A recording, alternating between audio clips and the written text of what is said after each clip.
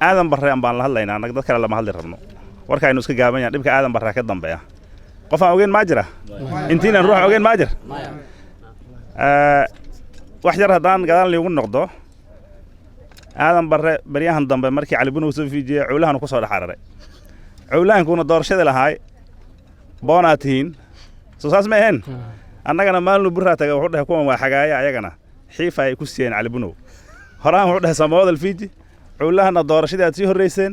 haddana cawlahan ku soo dhaxararaa imaate waxaa ma lahayn meelahaas ku ekaanaya meel hoose qoysooso haddana ciidaha dhexdooda u imaaday egan maxaa lagu aamin ilaa wajeera ajuuraanka cabaadayay gegsashada aan gegsanayn ummadoo dhan nala aragtay kenyana way nala aragtay gegsashadan hoose laakiin ma soconayso dadka meeshan deganay aadan barre iska reeba oo runta u sheega aadan barre soo on asagana shalay dadkana kala ma ahayn cabdikariim waa kan cabdikariim ma sheegay inay isku mid yihiin waxba meel kale ha sii raadinina miisaal kale ha doonina waxaan rabnaa countiga maamadan inay garab istaagto oo gurigan ay u dhisto iyo maamooyinka jiraan leh oo guryaha laga dumiyay horta meesha in la tagaarama guri waa la tagi meesha insha Allah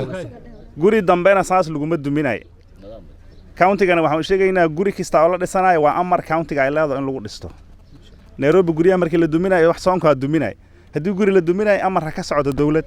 aadan barre hadaa cali bunow u jeedo guriga cali bunow waa la garanaa guriga cali bunow dumi maamadan iska maskiinka iska dhaaf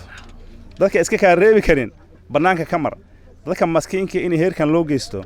iyadoo ay soontaho iyadoo baloodyahan aan ognaho inuu ruux ku dhintay oo waliba qoyskan si ahay inuu ku dhintay meelahan oo haddana gurigooda la dumiyo wax qalad aad u weyn waaye